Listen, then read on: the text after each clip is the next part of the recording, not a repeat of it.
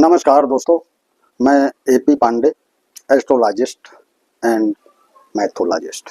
AP Pandey की पाठशाला में आप सभी मित्रों का स्वागत है। कैसे हैं आप सब? आशा करता हूं कि स्वस्थ होंगे, मस्त होंगे। दोस्तों आज पाठशाला में हम बताएंगे भगवान कृष्ण जन्माष्टमी के विषय में। दोस्तों, हिंदू धर्म ग्रंथों के अनुसार श्री कृष्ण का जन्म मथुरा नगरी में भाद्रपद कृष्ण पक्ष की अष्टमी तिथि को देवकी और वसुदेव के यहाँ इनका जन्म हुआ था। मथुरा का राक्षस राज कंस देवकी का भाई था। एक भविष्यवाणी में कहा गया कि कंस अपने पापों के कारण देवकी के 8वें पुत्र द्वारा मारा जाएगा। इसलिए कंस ने अपनी बहन देवकी और उनके पति को कैद करके कारागार में डाल दिया।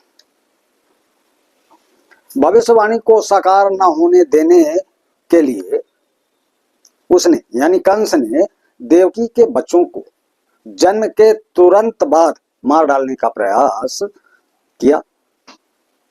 जब देवकी ने अपने 8वें बच्चे को जन्म दिया तो जादू से पूरा महल नगरी नींद में सो गया।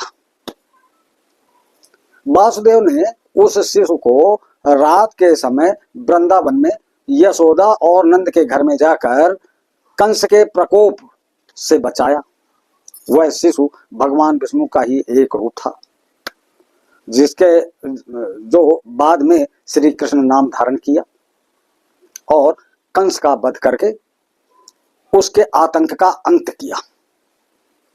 दोस्तों, कृष्ण जन्माष्टमी के विषय में बता दूं, शुक्रवार को 15 अगस्त 2025 में मनाई जाएगी। यह पवित्र दिन भगवान विष्णु के 8वें अवतार भगवान कृष्ण के जन्म का प्रतीक है, जो सभी हिंदू बड़े उत्साह से मनाते हैं। जन्माष्टमी तिथि 15 अगस्त को शुक्रवार को है, बता चुका हूं। निशिता पूजा का समय बता दूं, कब हमें पूजा करनी है। निशिता यानी रात्रि की पूजा 12:03 पूर्वाह्न से 12:47 पूर्वाह्न तक 16 अगस्त। अष्टमी तिथि आरंभ 15 अगस्त को होगी 3:01 से। अष्टमी तिथि समाप्त होगी 16 अगस्त को प्रातः 1 बजे। रोहिणी नक्षत्र का समय है 15 अगस्त को 4:35 से शुरू होगा, 16 अगस्त को 5:30 बजे तक समाप्त होगा। भक्तगण उपवास रखते हैं और निश्चिता काल के दौरान विशेष पूजा करते हैं। मध्य रात्रि का वह समय जिसे भगवान कृष्ण का सटीक जन्म समय माना जाता है। अब मैं दोस्तों बता दूं आप लोगों को कृष्ण जन्माष्टमी की पूजन विधि, हमें कैसे पूजा करना है। इस त्योहार की पूजा विधि बहुत महत्वपूर्ण है, क्योंकि लड्डू गोपाल का जन्म सभी तैयारियों का केंद्र बिंदु हुआ करता है।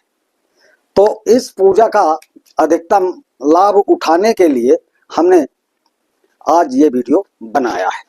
और जो मित्र चैनल में पहली बार आए हैं तो प्लीज चैनल को सब्सक्राइब कर लें, बेल आइकन बटन दबाना नहीं भूलें और वीडियो को शेयर जरूर कर दें दोस्तों। अब दोस्तों, पूजन विधि कैसे करना है। सुबह स्नान करके नए कपड़े पहने, रात्रि में पूजा की तैयारी श्री कृष्ण के पालने को सजाकर शुरू करें तथा मंदिर साफ करने के लिए और गंगा जल का प्रयोग जरूर करें और मंदिर को बढ़िया साफ करके और सुसज्जित करें। पूजा शुरू करने के लिए ध्यान करें, भगवान कृष्ण की मूर्ति को आदरपूर्ण पालने पर रखें।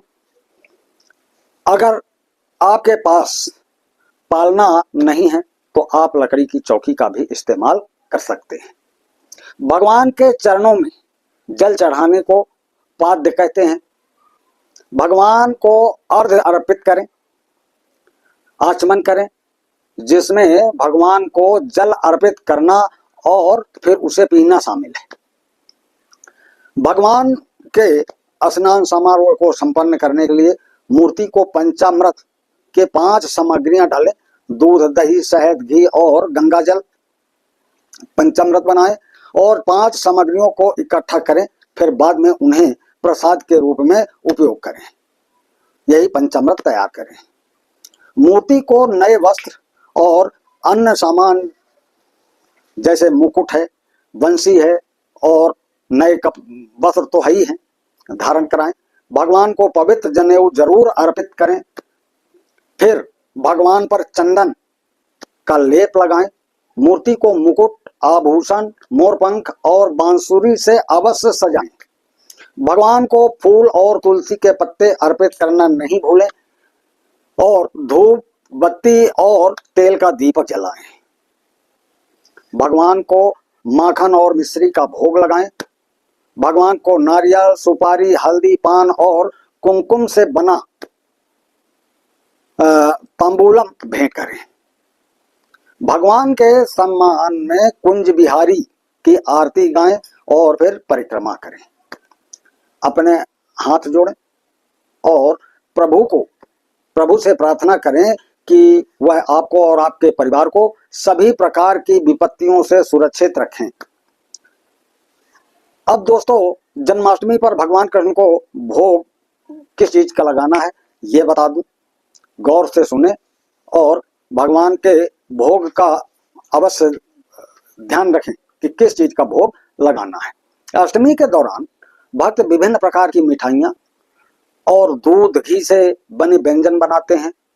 भगवान कृष्ण को बहुत प्रिय है, खासकर इसलिए क्योंकि उन्हें माखन चोर के नाम से जाना जाता है, तो उन्हें माखन का भोग अवश्य लगाएं।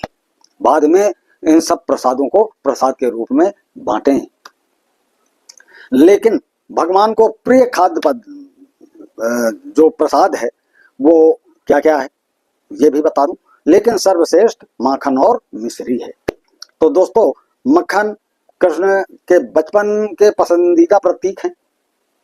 मिश्री रंग शुगर मक्खन के साथ सरल और पारंपरिक व्यंजन के रूप में परोसा जाता है।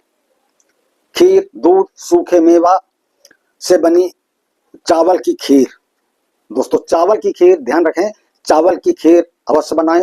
पेड़ा और लड्डू, खोया और या बेसन की बनी पारंपरिक भारतीय मिठाइयाँ, पंचामृत, दूध, शहद, घी, दही, चीनी का पवित्र जो होता है भी बता चुका हूँ। फल और सूखे मेवे ताजे और मीठे रूप में जो हों। कई लोग भगवान कृष्ण के सम्मानित करने के लिए 56 प्रकार के भोजन भी बनाते हैं, 56 प्रकार का व्यंजन बनाते हैं जो भोग लगाया जाता है। तो दोस्तों, यदि जानकारी अच्छी लगी हो तो प्लीज चैनल को सब्सक्राइब करें, बेल आइकन बटन अवश्य दबा दें और वीडियो को शेयर करना नहीं भूलें। जय हिंद, जय भारत, जय श्री राम, जय श्री कृष्ण, हर हर महादेव।